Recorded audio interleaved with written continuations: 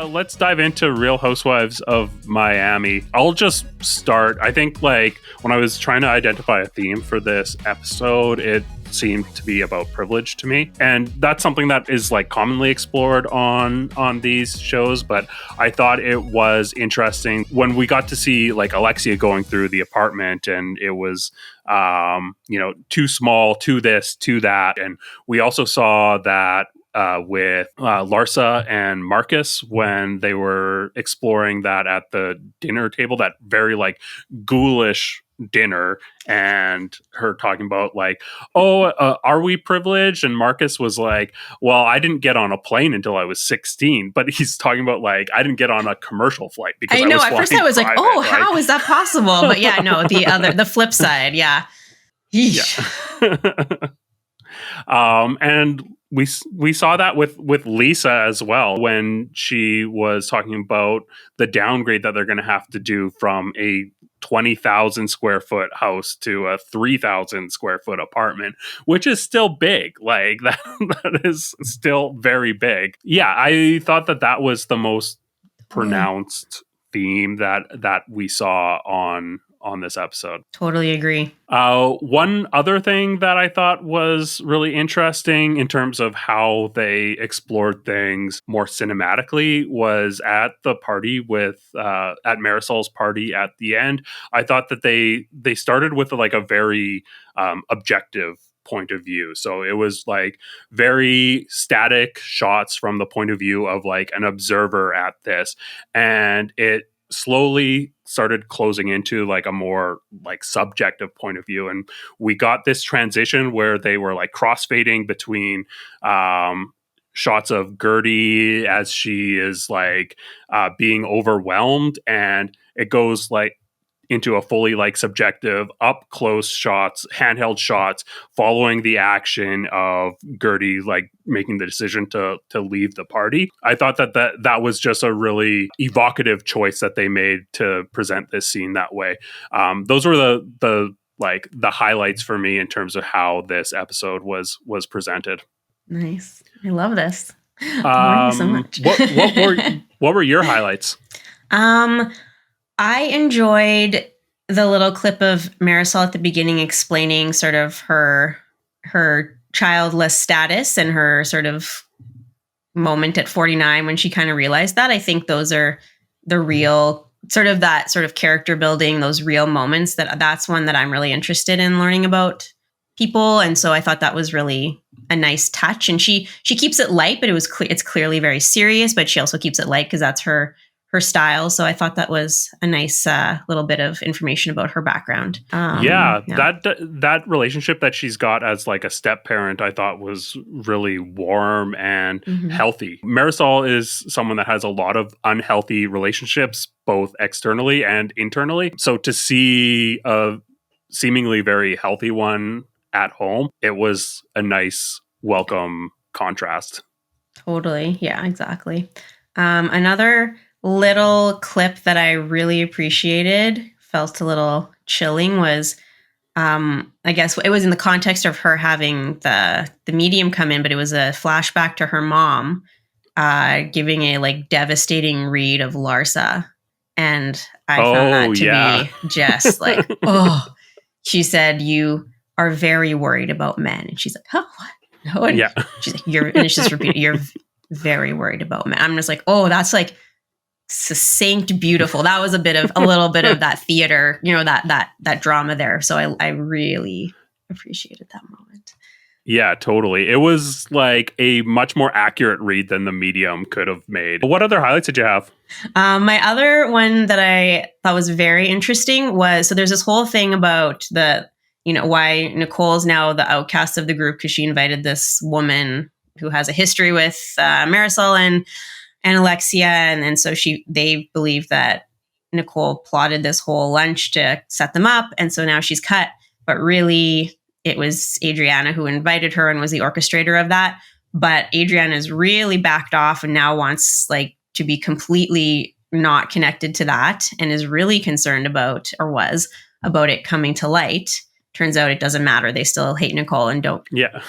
And just know they said Adriana is always an asshole, so it's nothing new. But what I found was interesting was in the moment where Julia was also acting weird, and that was a bit interesting, but she was about to sort of tell them at the lunch table, and Adriana is talking, I think in French, because I think I could understand it, but either way, she's saying like, no, do not say anything, do not say anything. And I don't know if I've seen, if it's rare when you in real time see housewives like freaking out that much that they're trying to like suppress information from someone else in the moment, right? Like usually they just, you roll with it and they're telling each other secrets constantly, but she was like really trying to make that not happen and desperately. And I thought that was fascinating. Yeah, that was really interesting. I think like it reminded me of, we saw the scene with Shannon this past season on Orange County where they were talking about John and like her really not wanting that information to be presented in front of the camera. And it's curious that this is coming from Adriana, who is all about like making sure that the mess is in front of the camera, and this seemed like the best possible outcome for her to stir stuff up. So she must like feel like her best chance of getting more camera time is because Alexia and Marysol, she's on good terms with them. Like she must see that as her path to being on the show more. And it kind of like spoke to something that we saw, or actually the core of this conflict between Alexia and Marysol and Nicole is about protecting the camera time. So I think that the invite, it wasn't about this past beef. They did not want to welcome another friend of on who is going to steal the spotlight. I think that's where the core of their concern actually lies. And so to see all the housewives be so calculated about, the camera and be trying to protect their time in front of it, it is definitely, we're getting a lot of gameplay as a result, because this is all about, managing information, managing your position, like managing your popularity. And yeah, someone that is not typically affected by that, at least from what we've seen recently, is Adriana. And so for her to be that frantic about that and being increasingly threatening when she's saying, oh, don't bring that up now, stop it. Like, it was remarkable. Yeah, totally. Yeah, I guess, and it's interesting, like Nicole was like, mark my words, I won't show up to another group event. Like, I mean, you can mark your word, like it's your own, you're gonna, you're the one that suffers from that, and you're not invited to the group events now, so that'll be easy for you. Yeah. I was watching this with my wife Jess, and she said the same thing, like, yeah, right. But I do kind of believe her. Like, if anyone is going to say this and it's going to be believable on this cast, I feel like it's Nicole. Like, she would be the least affected by having like no screen time, because she's got a busy job. She's got so much money. It's not about any of that for her. So, yeah, I also thought about this scene that I was surprised by how affected she was by not getting this invite, though. That's one thing that really stood out to me. Yeah, it seems like she genuinely is hurt by this. She was sort of crying a little bit, or trying not to. Do you think that the camera time thing, is it money based or is it like fame based? What are people driven by here? Yeah, that's a great question. I feel like it's probably different for everyone. I feel like I've heard housewives like off camera who are no longer on the show talk about how it's something like you crave the attention and like the opinion of the fans and the interaction and the engagement, whether it's positive or negative. It just becomes addicting. I feel like that is probably what it is, because Miami is unique in that it was off the air for like 10 years. So these most of this cast has the experience of, having that taken away. And so it might make it a lot more real for them to want to protect it now that it's back. Yeah. Interesting. Did you have any other highlights from Real Housewives of Miami? No, I think mostly that was it. Yeah, we covered a lot of what I wanted to talk about. I wanted to talk back about circle back on something that we didn't talk about, the scene at the bank with Lisa and her son. I thought it was a nice little comedic insertion in this episode. You had mentioned this is like kind of a middling episode and not a lot happened, so they've got room to add things in like this. And this was both funny because it started off with Lisa getting like an umbrella stuck in the door as she was going in, and her son is like so cute but dressed up in like a suit and like bringing in this a safe for his deposit, and it does like circle back to this theme of privilege that we're seeing. Like he's dressed up like someone who is clearly, upper class and depositing $400 that he has saved up to his new bank account. I feel like it would be tough for a child that age to hold on to $400 and wanting to spend it unless they were having their every want fulfilled by their parents' lifestyle. So, I thought it was a fun choice to include this scene here, because who's to say like chronologically when this actually took place over the course of the season, because there's nothing that really ties it into the story to indicate that. So it seems like a deliberate choice on the choice of the producer or whoever is the story editor to include that on this episode when they are focused so much on privilege. I thought that was really fun. Another thing I wanted to mention, you touched on like Julia acting weird when she was entering the party, and this really like stood out to me, and it was kind of confusing because the way that they introduced her on this episode, they gave her this like gunslinger entrance. So we'll see this often on Housewives where someone will enter the scene and they'll start kind of like on the boots and then end up like panning up to like that hip hop gunslinger shot where it's basically like a western where someone's kicking the dust off their spurs. And then she came in and I was expecting that to indicate that she's going to be like fighting, and she kind of did that in her own way, but she was so awkward about it. And I was curious like what your thoughts on Julia's entrance and how she operated at this party. I mean, she indicated she was nervous. I guess she felt like she was betraying her friend, right? She's now has this loyalty to Alexia, I guess, or something. Or a desire to, not be cut out from the main group, whatever, that could tie in. But she was feeling like she had to betray Adriana. So, but I mean, I agree. Like she was set up as this sort of like, as if she would take a confident walk in there and then she just sort of seemed really dazed and confused and awkward. Yeah. So I don't really know what to make of it. She's always a little awkward, but this was like extra for sure. Yeah. If we want to read into the kind of like Western dynamics that this party scene had, which I think were there, and I don't think it's like fully reaching to highlight them, but like she came in as kind of the white hat cowboy, and she ultimately was like driven by her morals, like what she fundamentally believed to be right. She ended up doing it.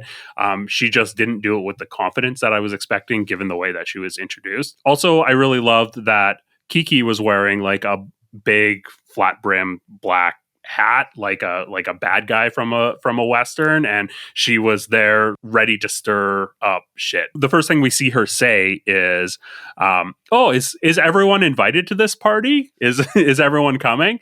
And she like makes it clear, like she's asking if everyone was invited because she wants to get into like, why is Nicole not here? And it's something that she keeps like driving at the beginning of this scene. And then again at the table, she's like needling about it. And she's like, oh, I'm just just trying to figure out what's going on because I don't understand, but clearly trying to stir shit up. I appreciated her, like, you know, her living up to the black hat villain role that she came dressed for. Totally. She's good. She's good. Yeah, she was great. Yeah, also I thought the story that we're getting from Guerdy so far this season is I'm just loving how she's facing this like head on, and she came to that party. She was the best dressed, and just we're getting to see the way that she takes on a difficult situation and getting a full picture of how she operates throughout life. Yeah, just really loving Guerdy this season. I think it's great. This would be a really tough thing to go through on camera as well, I think. And the fact that she's not shying away from any piece of it, I think is really great. Totally. Anything weird that you wanted to call out? I guess like it might be worth its own conversation, but I did not understand Marysol's gifting lunch. And I kept reading the what caption thing that came on as Marysol's grifting lunch. And I was like, what, like, is this her products or what is happening here? It just seemed a little odd.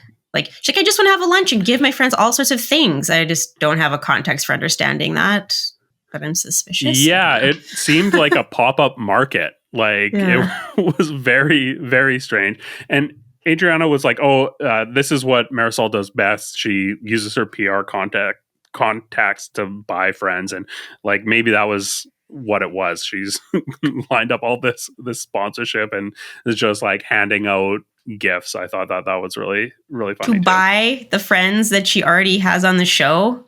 Like maybe if it was like new people or something, I don't know. I don't think she needs to buy friends. She likes to try to get rid of friends. She's not a mojito holder yet. So she maybe she wants that full-time mojito. Then she should invite production to shop at her market. Or Andy. I don't know who makes these decisions. There were more gift bags the executive. There were more gift bags there than there were people. So all right. Well, maybe we cracked the code then. After the cameras went off, everyone was getting goodies. How about you? Anything weird? The little weird thing that stood out to me that I thought was notable was when Alexia was talking about Nicole's motivation. She's like, she's got the highest IQ. Of course she was like plotting. I thought it was really funny that, you know, she's using IQ as a metric for like positioning people in her mind in terms of how devious they like have the potential to be. Yeah, I like the idea of a not just like an intelligence quotient, but a deviousness quotient. Who has the highest potential to be deviant is a really funny idea, and I think it is something that could be applied to these housewives. It's like there's this cross section of like deviance and successfulness at your deviance. Like it should be less apparent that you're deviant if you have a higher IQ, but whatever. But yeah, aside from that, I think that that's about it. Oh, also at this Larsa dinner that we got with Sophia, one thing that made it like feel really icky to me was just how coercing Larsa came across when she was talking to her daughter about Marcus. Like the fact that she was like, oh, it's hard to see someone else other than your dad, right? But if you had to, it would be him, right? It would be him. It would be him. And so it was just like kind of like quietly like, yeah, it would be him. It was so cringy and icky, and it was weird.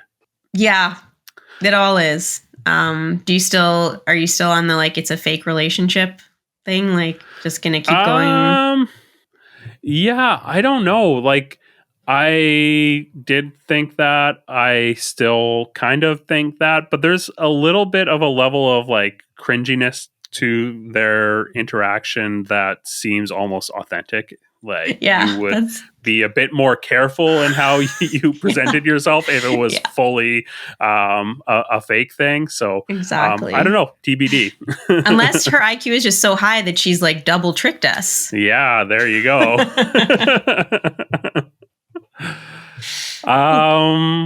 One thing that we forgot to do for Beverly Hills, we'll get back to that, is just choose our stars. Who are your stars from Miami? Miami. I liked Marysol this episode and Marysol's mom. Oh yeah. She just wins it for me. The witch. So those are my 2 stars, and then do I have to give a 3rd star? I don't want you to. can just then those are my stars. I liked Guerdy a lot this episode, just again for all the reasons that I mentioned. Also Julia just like being a little unpredictable and falling into this like lawful good part of the chart. And yeah, I think that those are my 2 stars.